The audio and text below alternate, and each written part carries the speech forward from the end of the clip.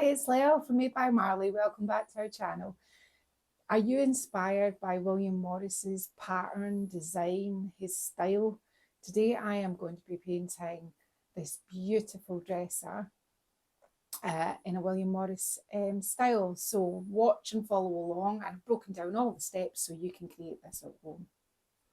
So let me just walk you through the piece. This piece is a very special piece. It's 150 years old. I was contacted by a subscriber and who's also one of our private channel members, the lovely Janet, and she asked if I wanted it. She sent me pictures of it and instantly I fell in love with it. It's got a few things wrong with it, but it's 150 years old. I'm going to have a few things wrong with me if I get that far. In fact, I've got a few things wrong and I'm only in my 50s, so this is doing pretty well. There was missing drawers here, so Martin's just made these faux drawers and he's put a sort of bit of wood in it to make it similar like these. When these are painted up, that'll just be fine. We're missing handles, obviously. I'm going to take all of the handles off it. I will repurpose these beautiful handles on something else, but I'll have to rethink the handles when it comes near the time because these ones are missing. Or I maybe could find something maybe similar in my stash. We'll see. Or just maybe replace all of the handles on the little drawers. That might work. I'm thinking it as we go. It's got the original glass in it as well, which even makes it more interesting. It has the where is it? It's in here somewhere. What way? I thought it had a linen drawer. Oh, this, yeah, there it is. It's got a linen drawer, which I always, oh, Martin's going to need a little bit of, might need a thing on the back there, the drawer's moving in, and on this one, I think. Yeah, it's got a linen drawer. It's got 3 drawers at the top, 3 cupboards at the bottom. It's now got 4 little drawers at the top. It's got the original glass.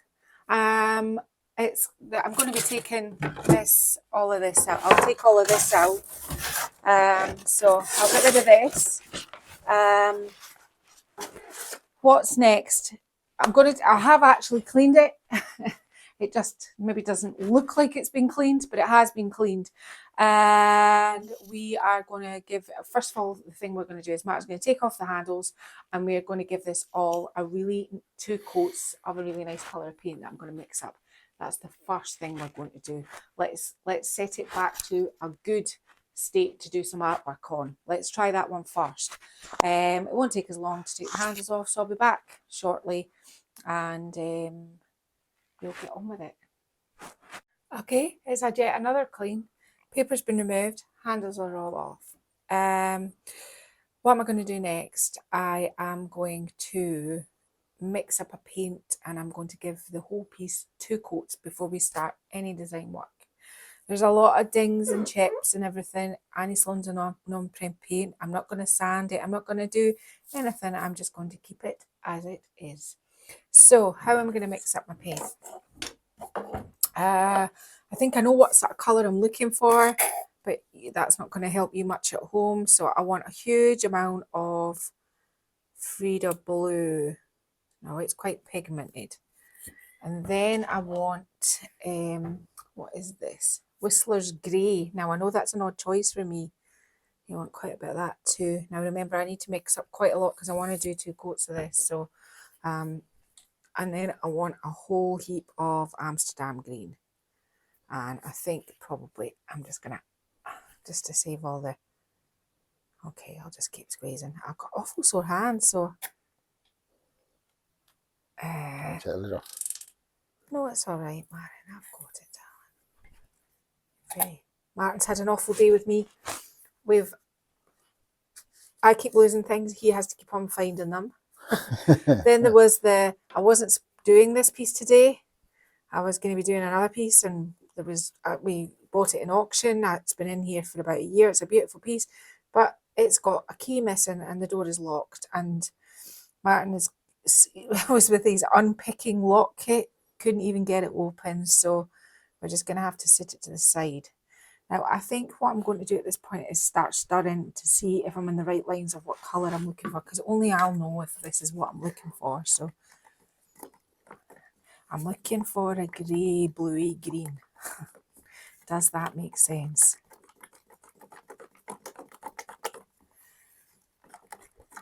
Oh, now I think this is nice, but I want I want to make sure that all that blue at the bottom is mixed in, but I'm going to need the same again. Now, you don't want to see me paint this. It's very dull, but I'm going to mix up the same again in this pot, and I'm going to give it one coat. We'll come back at one coat, and then I'll start my second coat. I'm giving it 2 good coats before I start, but this is the general colour that I'm going to be mixing it. It's just that... Hold it on the end of your stick to go and see it. I'll do it again. Like that. Yeah, that's a colour. Yep. Okay, so I'm going to get on and I'm going to do that. The reason why I'm skipping all of this is because we've got a lot of artwork to do today. So we've got to crack on. Okay.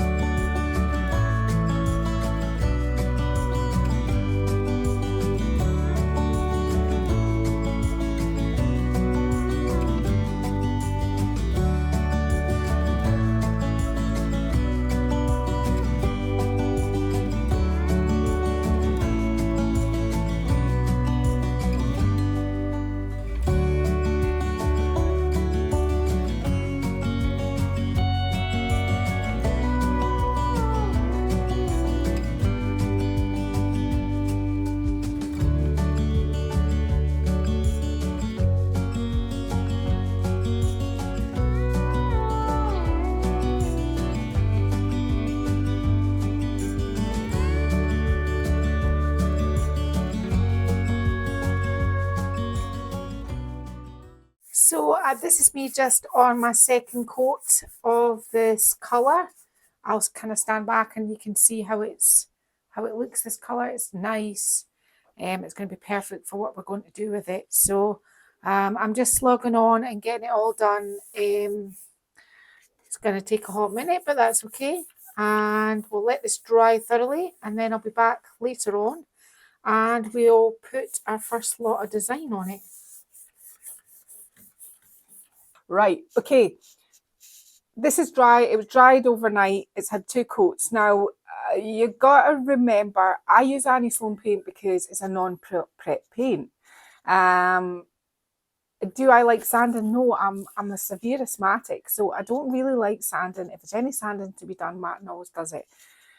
I think the best course of action, when I don't very often get painted pieces of this age that has had quite a few coats of paint on it.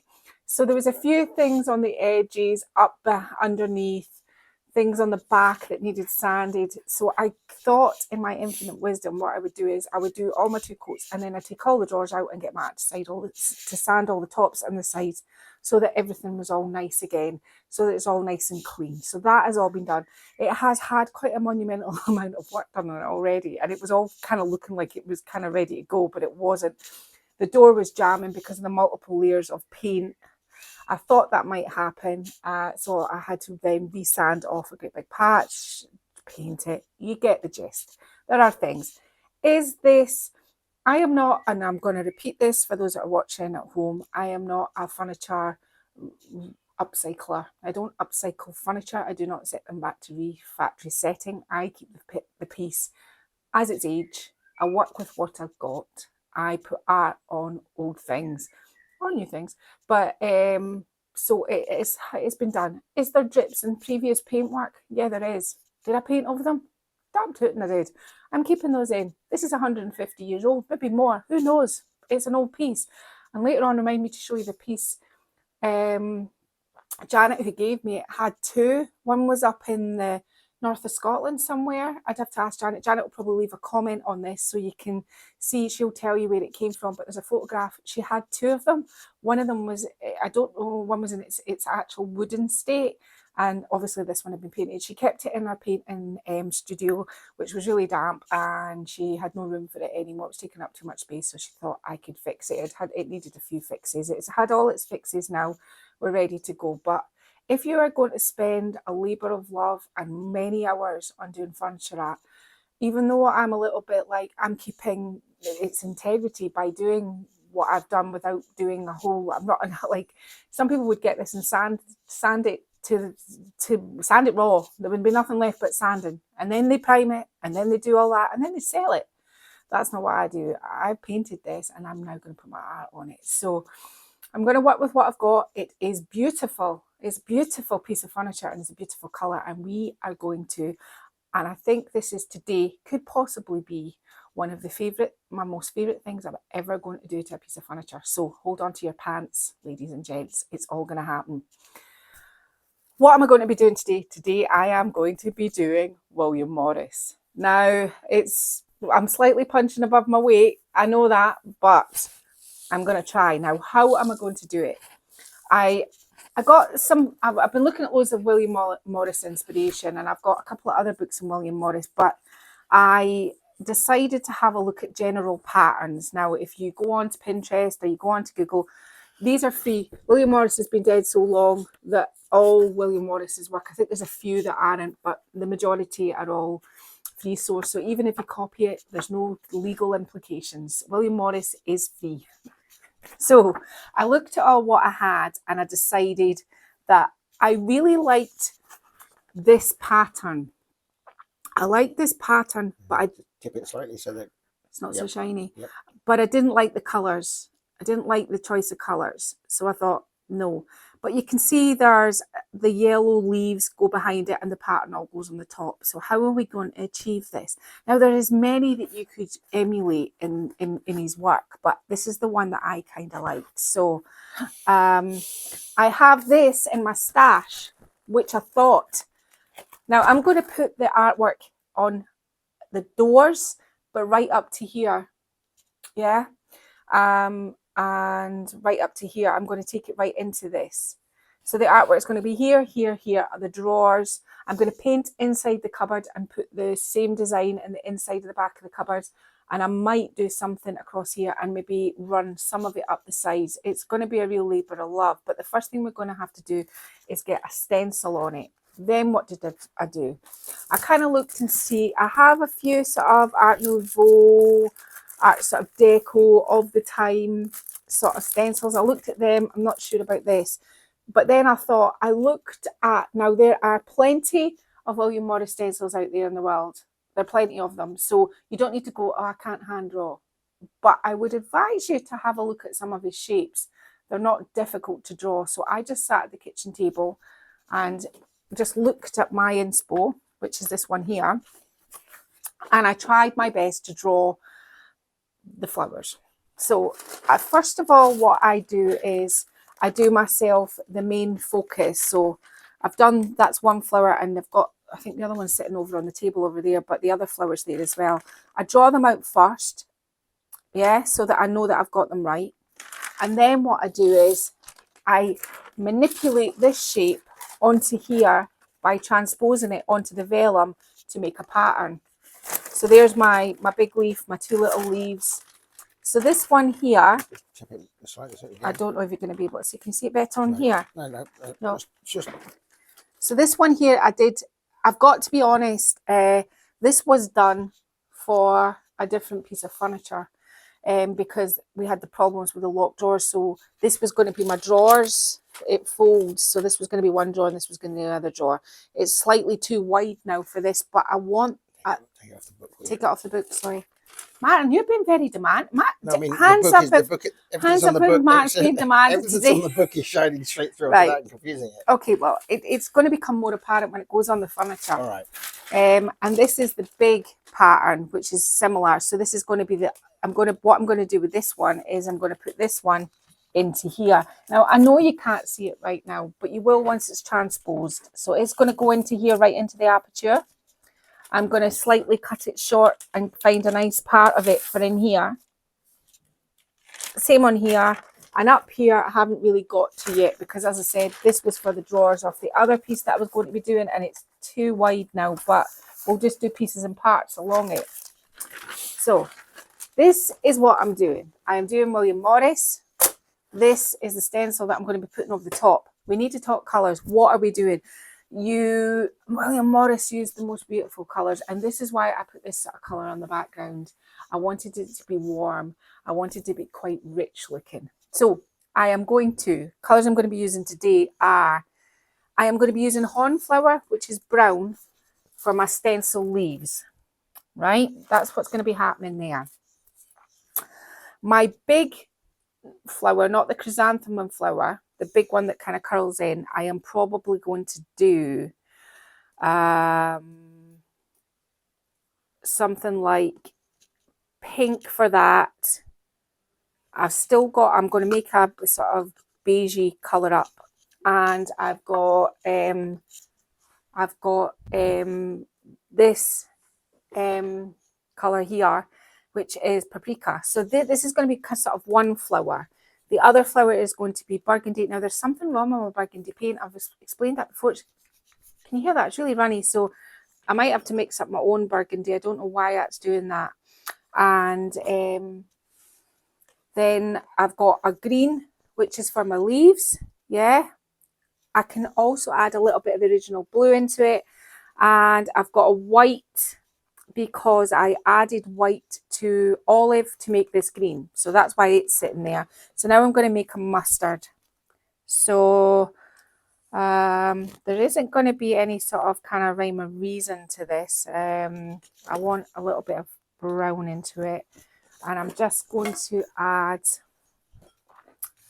a little bit of orange, which is here on here. And I'll get a brush to mix this together with. This is Barcelona orange, Hornflower, which is brown, and Tilton, which is yellow. And I'm just looking for a sort of mustardy sort of colour, a mustardy yellow. Yeah, there you go. Hit upon it the first time. I think this is going to be nice with my sort of colours. So you got the idea of the colours. We've got the yellow, we've got the orange, we've got the green, we've got the yellow, we've got the pink, we've got the burgundy, and we have the Hornflower. Those are the colours, and we've got an original base colour if we need that. That is what we're going to be using. This is our colour palette, okay? So, next thing. Obviously, when you do something like this, you can use carbon paper to put it on. So what I'm going to do is I'm going to go way off camera, and I am going to, it's this one, I am going to put carbon paper on the back of here, and then I'm going to transpose it into my apertures and up to the top. I'll just explain. Martin's got the cameras up and running, haven't you, Martin? I'm trying my new cameras. The handy dandy ones. I feel like I'm on candid camera. They're everywhere around the room. So I'll just get him to maybe dip in while I'm doing this, and we'll see how it works. He's been filming me doing all sorts of things. It's very unglamorous poses, usually down on my knees or crawling around the ground. And he's going, oh, look at my new cameras. And I'm thinking, yeah, but look at me in that. That's not good. So, yeah. So this is what's going to happen next. So I'm going to go away and do this next. Sorry, I told you a fib. That's not true at all. I need to put the stencil on first because this is the first layer. So I'm going to put the stencil on all of the doors and the drawers. So I'll start you off so you know what I'm doing. Sorry about that. I just got off camera and I said to Matt, that's not what I need to do. Right, okay. Because I'm going into these apertures, I'm going into this sort of recess, and it's going to be a little bit kind of possibly bleed through, but we'll see. Oh my goodness. I think I'll start down here first. Now you can use tacky spray for this if you think that this isn't going to be something that you're going to enjoy. Where did I get the stencil? I have absolutely no idea. What kind of stencil do you need? Just something kind of fine with sort of leaf pattern if you're kind of trying to do this one. But as I said, go on and have a look at all William Morris's work. You will be absolutely blown away. I mean, the man was responsible for the arts and crafts movement. He doesn't just do wallpaper, he did textiles, he did rugs. I've got a book on rugs that he did. He did furniture. He was really pivotal in the UK for design. So that's why I'm saying it might be quite hard to kind of do him justice, but we'll try. I have loved William Morris for a long, long time. And yeah, his work is lovely. This came about because we were talking about William Morris in our channel members group, and I said you just swap out the colours, but that's for another video. This one, I think because Janet's piece that she gave me is so beautiful. I mean, it is so old. I thought I'm just going to try and do my absolute best to make this look really beautiful. Not that I try and not make my furniture look beautiful, but you know what I mean. I really want to make something of this one. Now, this could be a little bit potentially weird down this side here. I mean, I'm just saying. Why brown? Because I don't want it to stand out too much. And that's the thing here. You're kind of picking a colour that isn't going to be too in your face. Now, what am I going to do here? I think I'm just going to keep going, but just maybe, I don't want to go up the way. I think maybe if it was me, I would be going, I'm trying to join them together. I'll do this one first. This one here. I think I might have to do them kind of individually to kind of make this work. So, but you get the gist. I think you do. I'm putting pattern behind it so that I can put the design on top of it. And it's not too, I'm going to try and just kind of link this one up in here. It's not too in your face, the colour. So I'm going to finish this off, but before I go, I'm going to show you what I'm going to do with the drawers, because the drawers are going to be a whole different kettle of fish because my stencil is so long.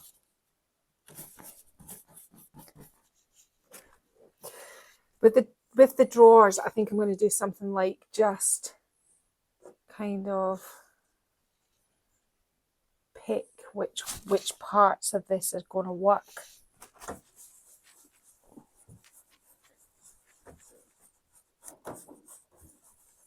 Something like this, I think. And then maybe kind of reverse it a little bit. And I'm just going to work my way along. I've not got a huge amount of paint on my stencil brush because I don't want a whole load of build up of paint, because remember, I'm going to have to hand paint over the top of this. So if I make it too thick, then the problem is going to be keeping my lines nice and crisp if it's too thick. So, oh, quite a dry brush I'm working with.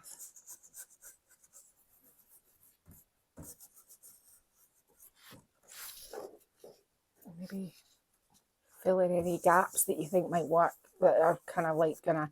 So that's how I'm going to do the drawers. I'm just going to make sure the pattern goes across the drawers. I'll put pattern across these drawers up here, but I might try, no, I won't try and make them look as one. So I'll do all of this brown stenciling across all of the fronts of the drawers and things.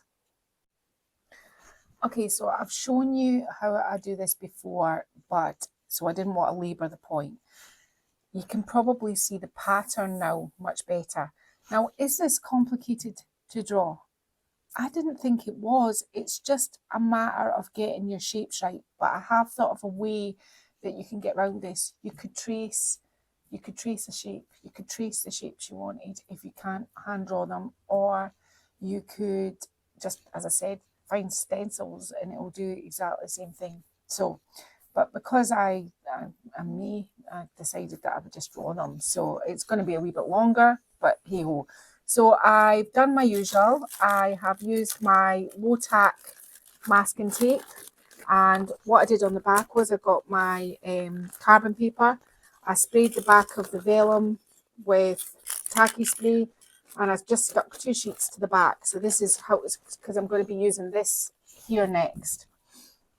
So I've got my design on here now. Now it's kind of tricky for you to see. Is it tricky on the camera, Matty, or is it quite easy? No, I think we can see it. Right, so, oh look, that's pulled the paint off. I'll get that in a minute. Some of this had to go back over again, and obviously I'll get that in a minute. So, colours. First of all, you're going to need some artist brushes. You're going to need some water for your palette. And just move this out of the way. And really now it is just digging. So I'm going to do the big pointy one, let's call it the pointy flower and the fluffy flower, because that way nobody's going to get confused. I'm going to do the big pointy flower orange. So I'm just going to get a brush that I can get the paint out of the tin with.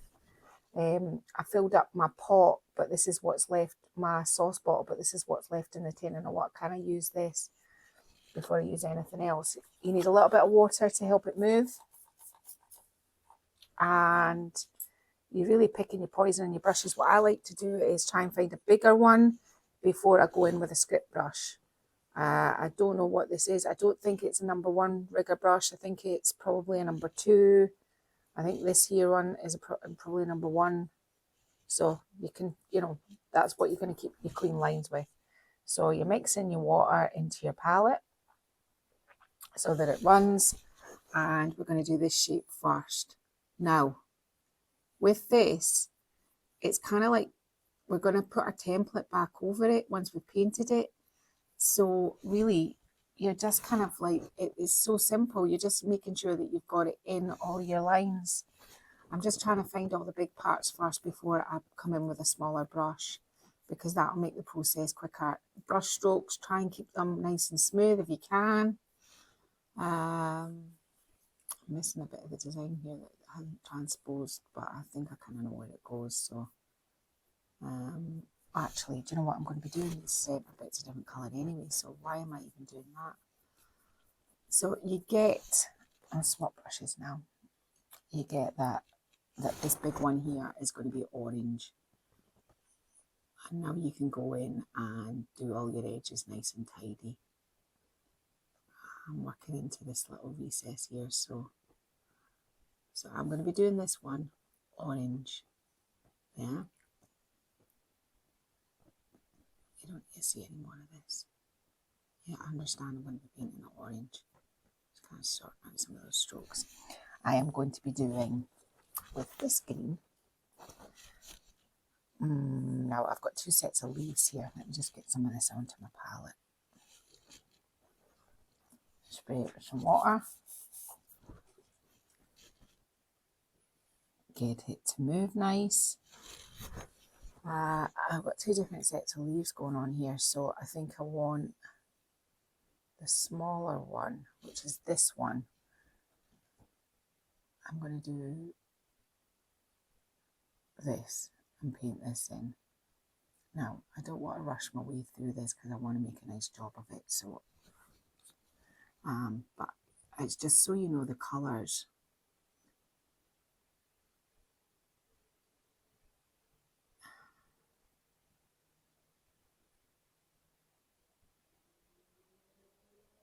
I think my orange looks slightly too orangey. I might have to tone it down with a little bit of Floral, which is the brown.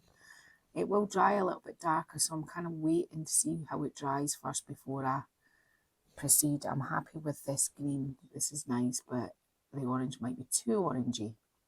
Might not be, but I need more water on my brush. Now, hand painting takes a long time, and you just have to, once I've finished this bit on camera, Martin's going to use his handy dandy cameras to capture some of this, me painting some of this in, which is good because you not often get to see that. You just come back and I've done it. So this is going to really work nicely. But I'm going to be putting on my audiobook, and I am going to be just getting on with it because nobody wants to see me work my way through this. It's kind of a bit boring. Right, so you can understand and appreciate that's what the colour, I've got to go up around here, but that's the colour of those leaves. Now, the colour of the other leaves, I want this colour, but with a little bit of the original colour in it. So we're going to need another pot. I've got one here. I had so much sand in everywhere that there was dust. I wash my pots out. I wouldn't worry about that. It's got a little bit of pink on it, but I'm not going to worry. So I'm going to take half, well, not maybe not half, but you know, a good scoop of this. And then I'm going to retrieve my brush that I used for the piece, and I'm going to add about that much of that into there. And let's see what we can get out of this. The brush to mix it with. I'll put it on my palette so you can see the colour. In a minute, it should be a really dark, much darker green. I don't want it too dark that it's not seen. I'm going to add a bit more of this because I want it darker than this green, but I don't want it that it doesn't really show on the back. So let's have a look at this. I just want to put it beside that just so I can show you that they are different. So that's our light and this is our dark. So I'm going to be using this one next. Yeah, there's a whole load of mixing and a whole load of faffing, but you get there. Again, I've got a strip brush for this. So this is this big leaf here. So I'm going to do this, the different shade. And I'm going to try my best to work in the lines. Now, this is why I was saying to you earlier about your stencil work underneath. You can't make it too thick because you're coming over the top of this, and the more texture, it's more tricky to keep. It's not because it doesn't cover nice. Oops. It's because it's raised, which means that it kind of sets you, when you're doing hand painting, if there's a lot of raised stuff, it makes your brush go wonky. Well, that's what I tell myself. Now, maybe I'm just not doing it right, but quite often it makes my brush not tidy, is what I'm trying to say. So you get the gist of that. That's going to be that colour. Is there a differentiation in colours? Yeah, there is. Yeah. And the last colour, which I'm going to be using. Now, this is where you can already see I've already got all the brushes known to man out, and this is what happens with me. The last one is going to be this pink flower, which I am going to be doing. I can't make up my mind whether I want to do it burgundy or pink. The burgundy, as I said, has a flaw. It's got a fault. I don't know why. It's just very watery, but I won't need to add any water to it. So I don't know what went wrong. I mean, I've no idea. It's just this is the way it is. Let's see. Oh, well, I won't need to add any water, but it could be drippy. So again, oh yeah, that was the right colour.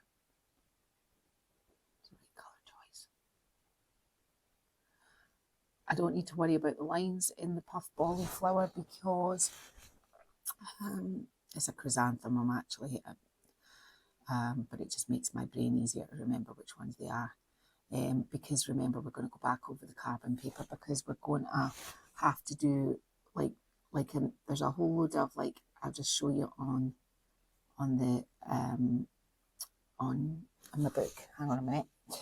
Where is the book? Can you see these details here, these lines? Yep. So it goes, we're going to go round all the main parts that we're painting in, which are already done by the carbon paper, in a very thin black. And then we're going to pick an accent colour to do all of these lines on here, which will be slightly difficult to recreate, but we'll try. Okay, so this is going to be this colour. It's going to be colours that you already know that colour. So that's all the colours, base coat colours on the piece. And what I'm going to do is I'm going to get Martin to kind of just film me as I go. When I get so far into it, I'll do a wee bit of chat, but I might not need to. I probably won't chat until I get to this other side. And then we'll shorten our carbon paper for this window here, and then we'll move up to our drawers here, and we've got our top ones. Then we need to paint inside this, and I think I've already made up my mind that inside of there is either going to be the paprika orange, orangey red, or the burgundy. Either or, I can't make up my mind which one. That is what's going to happen in there to really make this all pop out. Okay.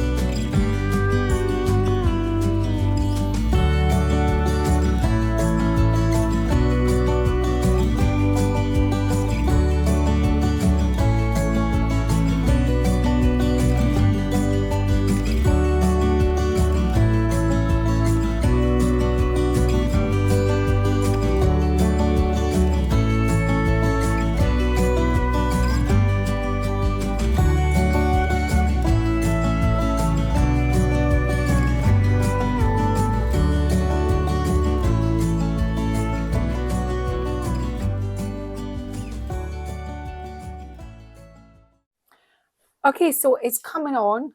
I know that Martin's been filming things. I'm smiling because he said to me a wee while ago, he went, I feel like Steven Spielberg. So he's been filming my sort of progress as I've gone along.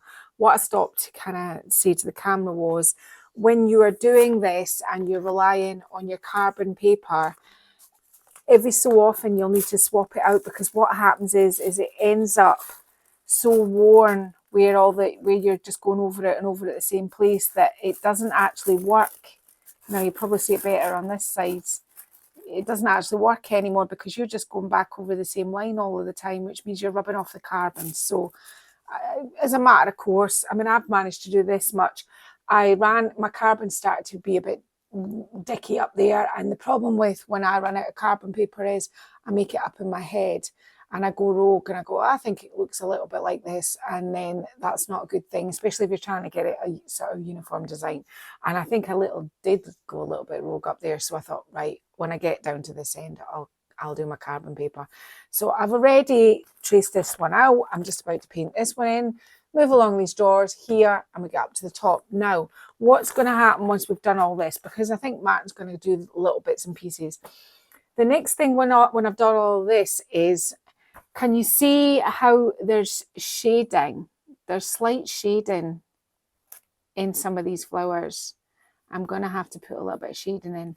And I also thought of another problem. It's all problem solving. We're going to have to take the carbon paper off and colour over the tracing paper with a black pen so that we can see through this for our shapes. We won't be able to just guess, because I with all the best will in the world, I won't be able to guess that, and I think it's just going to make a mess of what I've already done. So we'll take all that off. But apart from this, if your template gets way too worn and you end up making too many holes in it, just retrace it out on another piece of tracing paper, and then you've got a brand new template again. So I'm going to start keeping on going. It was just to kind of say about that. It's just because it's really annoying when your carbon paper runs out and you're in mid-flow and then you start to guess and it goes a little bit wrong. Well, it would with me, because I go, oh, and a flourish there, which wasn't over here. So we're trying to keep it as much uniform as we can. Martin knows that's true. You're laughing, Martin. You know, I'll just go off piste. So that's once we've got all the florals on it, I'm also in this top cupboard, I'm going to paint it a colour, but I still haven't made up my mind whether I'm going to do orange or burgundy. I think I need to put the shading onto these first before I can paint that cupboard to see what, because the shading's good. When I say shading, it's going to be like, like a sort of darker version of the orange, and maybe a kind of different shade of the burgundy for the shading.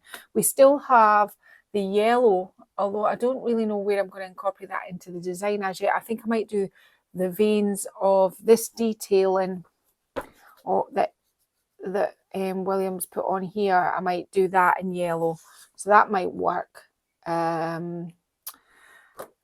Also, what other colours did I say I was going to have? I've got pink, so I might do the sort of the leaves, the detail, the lines on the flowers with the pink. So we'll see how we go. It's just all suck it and see. Can I say right now, I really, really like this. I think you need a beautiful piece of furniture to put all in this time, because I'm never gonna get all this done today, and that'll be us going into our third day. So tomorrow, and the only reason why I'm stopping tonight is Poppy and Oscar are coming over for a sleepover, and we're having a pizza in the lounge, which you're not allowed to. And we're going to watch Megamind. And we're going to watch Disney. And Oscar will be going to his bed. So Poppy's coming over to sleepover. They don't leave tomorrow till 11. So after 11 tomorrow, I can get back over to this. Today is Saturday. Tomorrow is Sunday. This is next Sunday's video. So we're always a week in advance, and we normally have finished our piece by now. We normally have it finished on a Friday for the following week to give Matt time for all the editing. But with proms, it was our kids' prom and everything else, after parties and you name it, all the Picking other up things. teenage children at 5 o'clock in the morning from a tent in a field somewhere, and there's been a whole lot been going on, and I mean, sleep at the best of times, but Martin was tired because he does sleep, and he was go to bed late, getting up at 5. So we've been kind of, and I also kind of just take the time right now to apologise as well about all the people that have been, and my messages are getting more and more and more and more and more, and it's becoming more difficult to keep on top of everything all of the time. So if you're waiting a few days to have a response from me, don't worry, everything's all good. It's just that I'm racing to get the next thing done, but I will get back to you.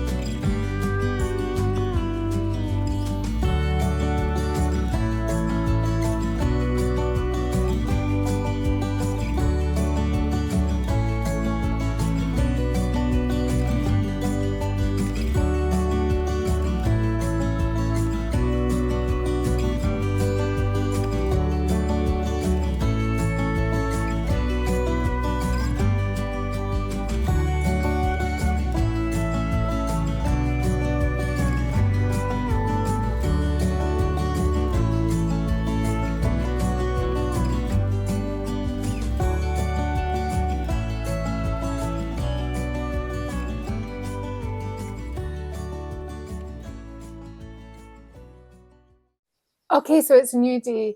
It's really hard when you're doing this kind of work to not go, oh, this is a slog, this is a slog. Paint other quick pieces that are quick wins in between.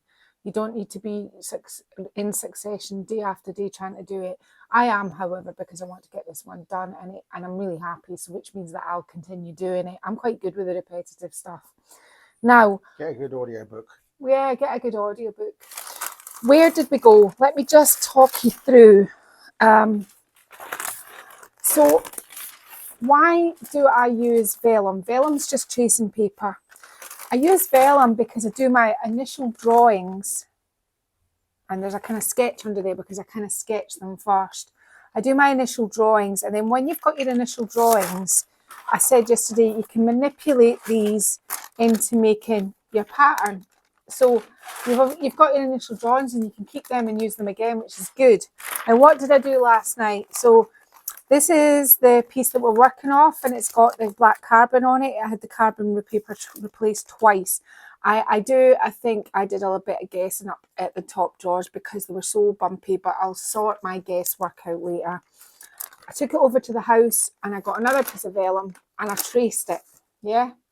Once I traced it, I got my black carbon pencil. So this is the front, and on the back, it's the kind of stuff you used to do in primary. I went over, you know, the lines on the back. Yeah, like that, all over the back, all over the lines. Yeah. So that part's done. Now you're going to try and line this up the best you can with what's underneath. And you understand it's not going to be perfect because I didn't paint it in perfect and I couldn't see all the lines. So there and thereabouts, I think we're talking. Now, why am I putting my tape on my knee? Even though it's low tack, I don't want it taking my finish off. And if you stick it on a bit of fabric first, it's not as sticky. That's just a top tip. Now, that's stuck on there like that. Now you're going to need your ballpoint pen. I had it a minute ago. Do you know, this is weird. I had it. Let's move this paint a bit. It's underneath here. No, it's not. Okay. I'll do it with the pencil just now. But it's not really... What have you done with it? I don't know. I have no idea, Martin. I do some weird and wacky things with things.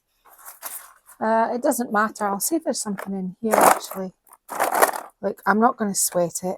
I'll just use, as long as it's a sharp pencil or... Oh, here's one here. Any sort of ballpoint pen. Right, okay, so I'm just going to try and get... It's the leaf separations that I'm really finding that I want to get. You know, it's not the actual external edge this time. It's the deep, but not the little detail. How am I explaining this? You're trying to get the leaf separators, the parts that separate the leaves, but not the little details or these lines. You're just finding the where separates the leaves so we can put some shading on this. Am I explaining this right, Matt? And it sounds very complicated, and it actually isn't complicated at all. You're just kind of making sure that you've got... Doesn't matter that there's no shape under there. I know what I'm doing.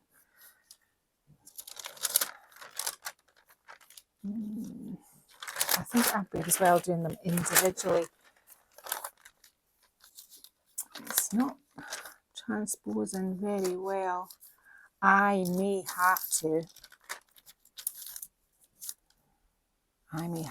just hand draw this in, which is a little bit more complicated, but it'll be a quicker process. So let's just stick that up on there just now, and let me just... This doesn't help you at home, it's just that I haven't obviously put enough carbon on it. So there's one leaf. This one here comes down like this. And this one here goes round like this. I always think if I've drawn it once, I can draw it again. This comes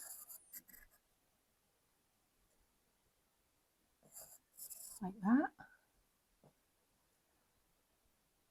So I'm gonna now have to draw in all of my shapes, which could be a bit of a pain, but hey ho, these are... If you want to get people to pay the money on your furniture, then there is a case of where you have to kind of go, you have to kind of like put a little bit of work into it, and I don't mind doing this, but the tracing paper thing has always worked for me before, but maybe it was the pencil I used.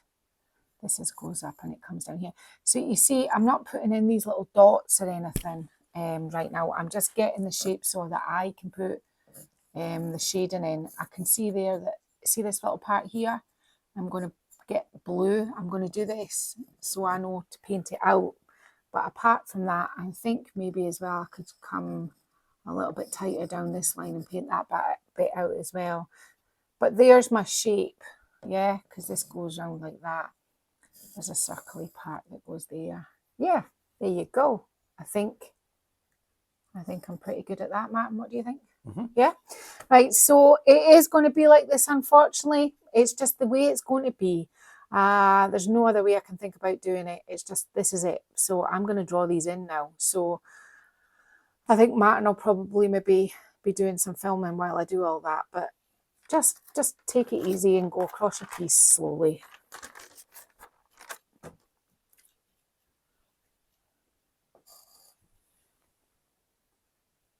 Okay, so that was a total labour of love.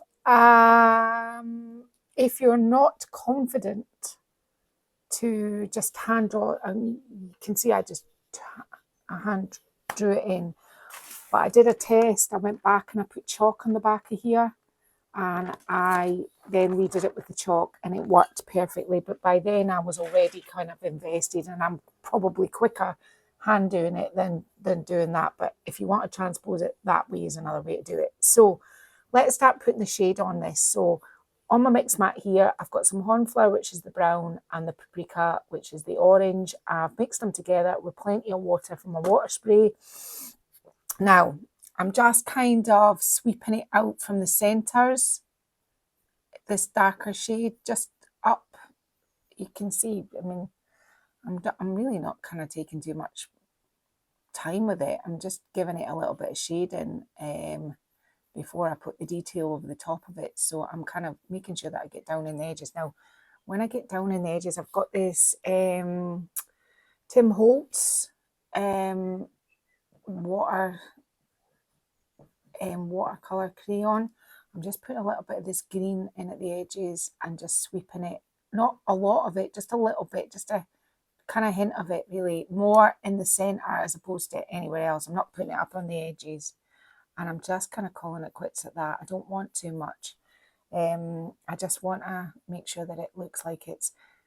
I'm going to put some shading up actually on the backs of these because these will be the furthest away. So, yeah. So, this is what I'm doing with all the orange flowers. Put a bit of green around here. And I'm just moving it around. I'm just moving the paint around now. Right, okay, so that's the shading. Now there is detail to go on top of this, so we have to let all these dry. What am I doing with these ones? Now, I think, let me just have, I should have thought about this off camera, but you know, it's good to be. I'm thinking, see, I want it sort of, I'm wondering, see, my initial thing was to have this mustard in it, but there's no, I can put that in a container if I don't use it, so I'm wondering what this sort of mustardy crayon would look like in here. Let's do it. It's more brown, and that's this will coordinate with. It might not be dark enough, so let's put some of this in and see. Now I'm going to have to clean my brush. Make sure there's plenty of water in my brush. Give my mat a scoosh, and let's see if we can mingle this in. I don't want it to run anywhere else, but I just want it a centre. Let me see if I'm liking this. Yeah, what do you think, Martin? Do you think it should be slightly browner? Or do you think I've got it? No, I think that's a good colour. It's quite nice, isn't it? It's not too heavy for it either, so let's just make sure that I know that this is going to be. So I'm doing that in here, and I've still got water on my brush, so it's not going to make it too heavy, and I think that's what I'm looking for in the centres, because there's going to be detail that goes over the top of this. So yeah, this is perfect for the centres. This is going to have all the details on it. The leaves, there's nothing to do with these ones, but with these ones here, I think we should put maybe a little bit of a darker. Let's see if we can go back and see. I don't know. I don't want to add blues into this, so that's not going to work. I had intended on adding pink, but I don't think it's going to need pink. So, oh, by the way, what I forgot to say was, while I was tracing it out with pencil, I thought, why am I going to be doing this twice? What, tracing it with pencil and then going over with Sharpie? So I used a small thin Sharpie, which is somewhere around here, to do it. Not a Sharpie, sorry, an acrylic pen. It was one of the. It was maybe, I think it was one of this. It wasn't a Posca. It was because I wanted something really quite fine. And my Poscas that I've got in the fine are a little bit kind of, I'm running out, so I thought this will do. So I've used that. Why did I do it this way? Why did I not put my shading on and then my colour? Because I need to know, I need to have the black lines on it to know where the shading's coming from. So normally I would kind of shade and then go, but this is the way I decided it would probably work better. So that's what I'm doing here. So let's just work out this, and I think maybe what I'll do with this is our original base coat colour, and I'm going to put some of this down on here, and again I'm going to use this water that I've already got and see if we can do a shading with the original colour. Now I'm going to have to put some of my green into it, so I'm just using some of the mixed up green down here. Let's see if we can get a much darker sort of tone, more veering towards the original colour, but not the original colour, if you know what I mean. Now, once I've done this, I'm just going to go away and I'm going to do all of these again. So let's just see. Yeah, see, I'm going to need a wee bit kind of more dark. Let's have a look. I don't want to end up looking the same as the piece, so you have to kind of watch what you're doing. Yeah. Just want to kind of shade this leaf here.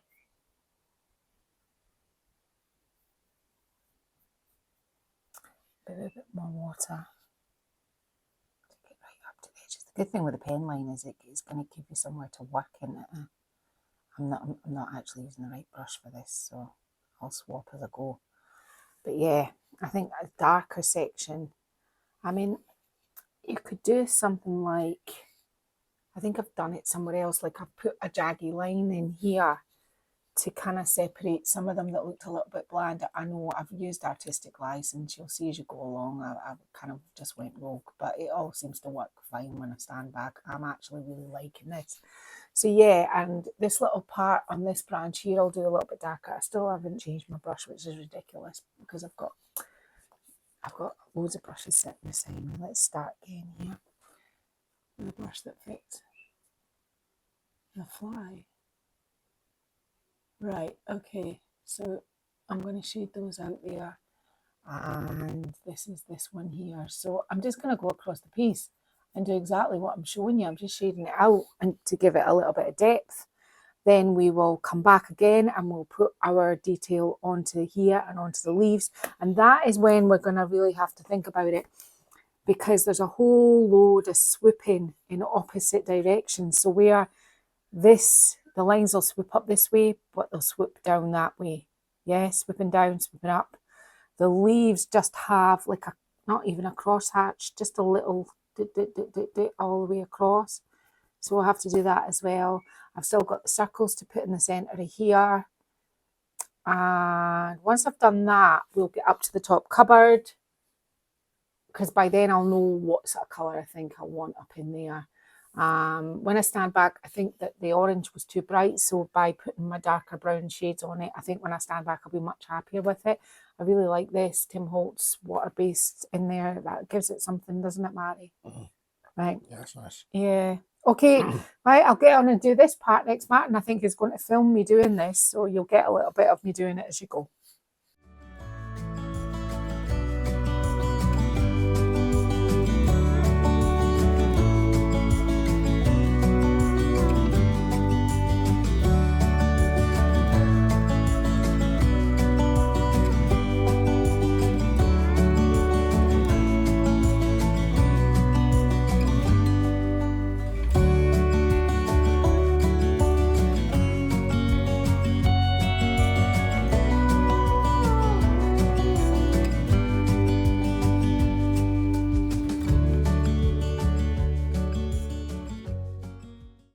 Okay, so this is the stage where we're at down below, and I'm just going to show you, I've just got some bits to touch up here that I noticed I'd missed. Right, okay, so it's a bit tricky coming across these, but it's just literally lines, some longer.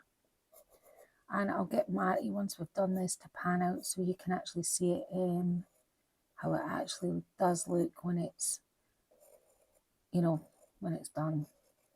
So I put these lines on here over my watercolour and my watered down hornflower, which is the brown. And now I'm just kind of like doing some detail here. It's just lines. I've looked at the pictures over and over again. This is not complicated. Yeah, so that's what you do with these. Now, I do need to come back and do something here. Now, the leaves are really interesting. You just go in.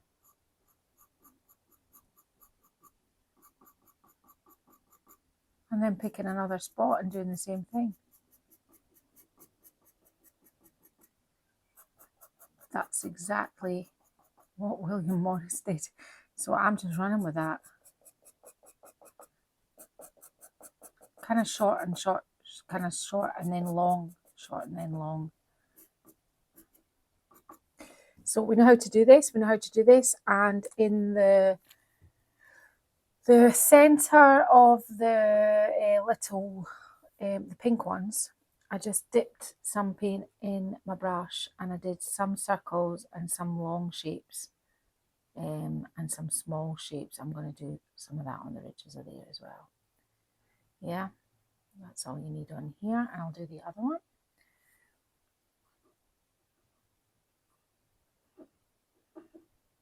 Now, this is the sort of time where you start tidying your piece up. So I've got my main colour again, because I can see that's where my stencil ran off. You don't need a whole load in your brush. You're just getting rid of all the little bits that you're not quite happy with. So making sure that you tidy up all these parts before you go any further. That's just a bit of something. There's a bit of orange that's touched up there. You know, you're just checking over your piece now for any bits that you might have touched with paint. There's a piece up here, so I'm just going to go around the piece and fix all of these parts next. The next thing I'm going to do is, because sorry, I can see a little bit of white there, and it's bugging me. I'll get it in a minute. Now, I've got a paintbrush here, and I've mixed the yellow that I mixed up in the beginning. I'm actually putting up round here. Now, this will make sense when Martin gives you the once over in a minute.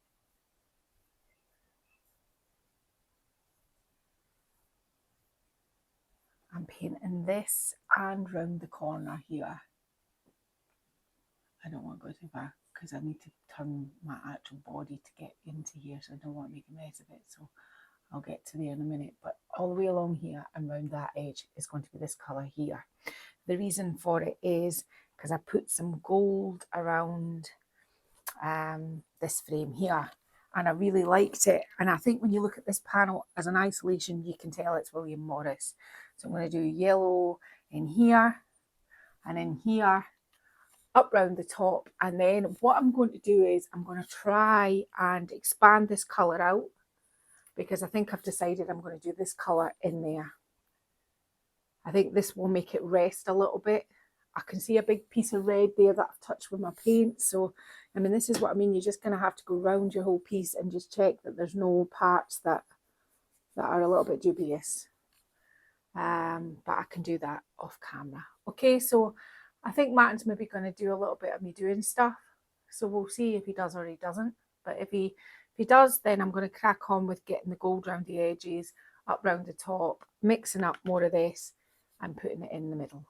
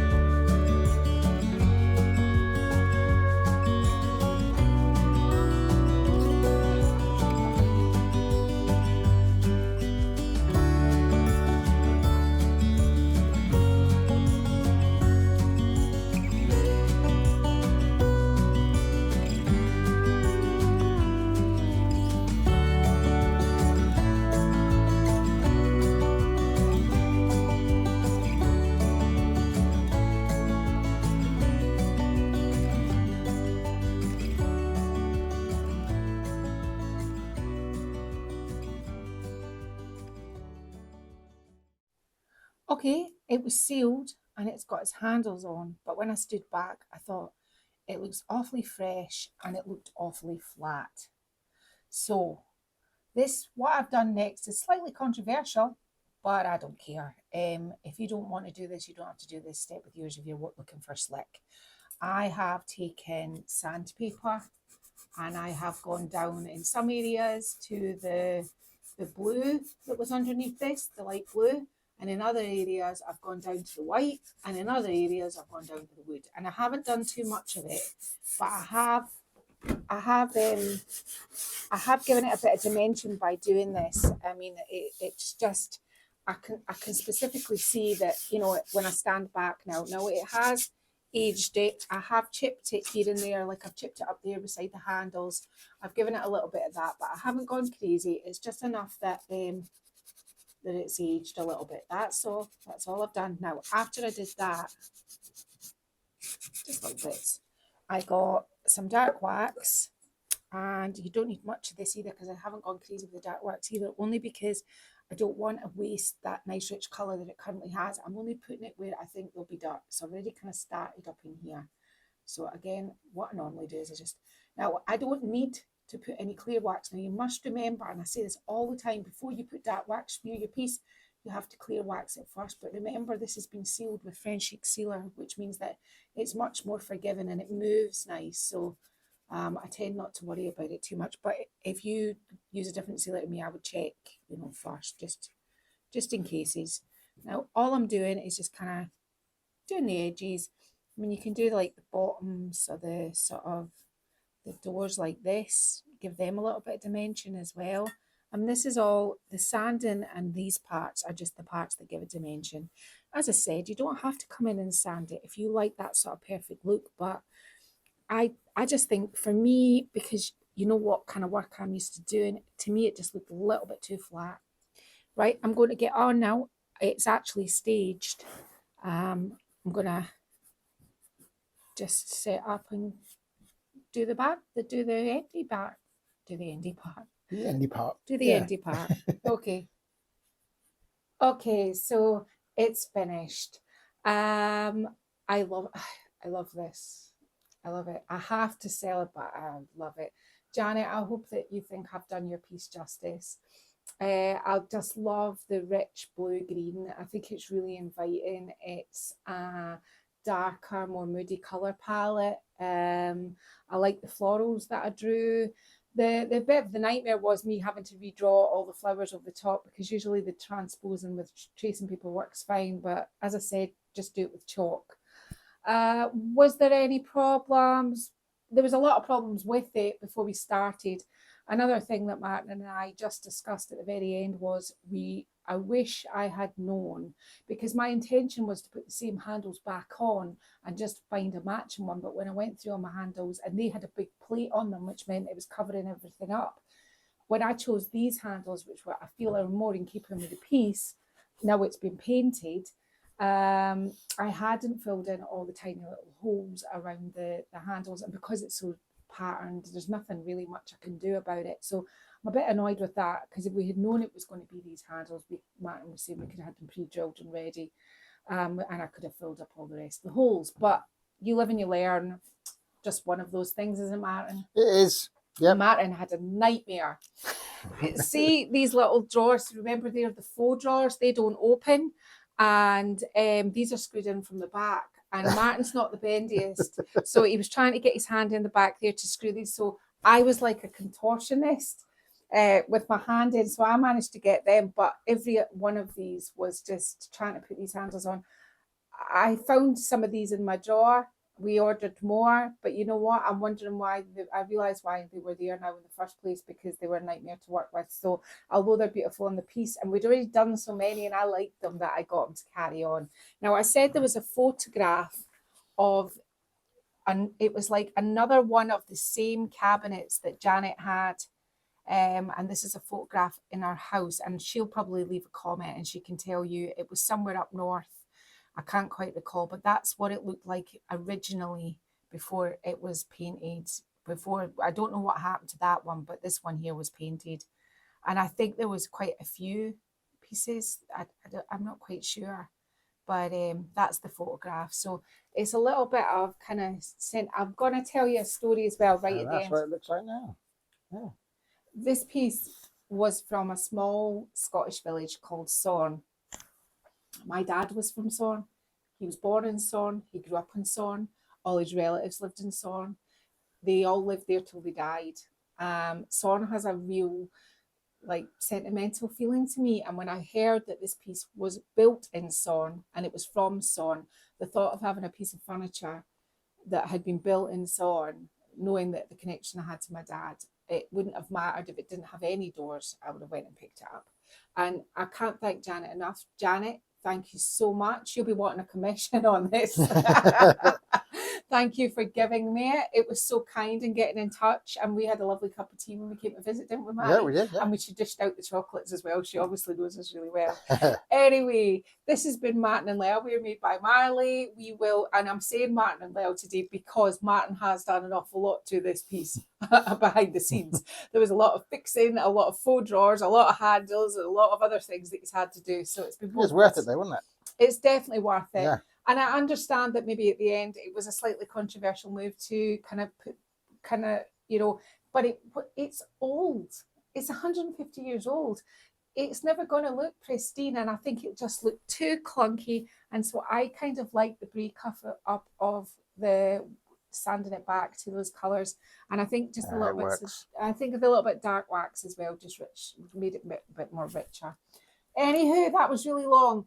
We will see you next Sunday. If you've liked this video, give us a like, give us a share. You're really good at sharing. The more you share our videos, the better it is for our YouTube channel. And we can't thank you enough if you just push the subscribe button right now. Or just give us a thumbs up.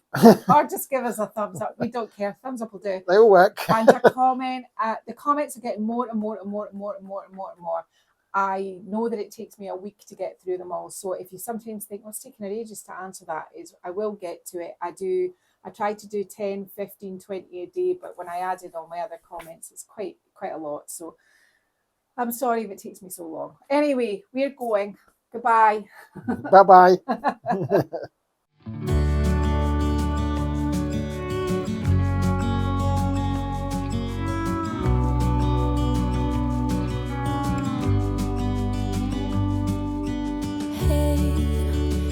You could see yourself just sitting there on my chair. I'm staring at you, you don't even notice. Should have told you straight away, you don't have to be afraid anymore. I know you haven't noticed.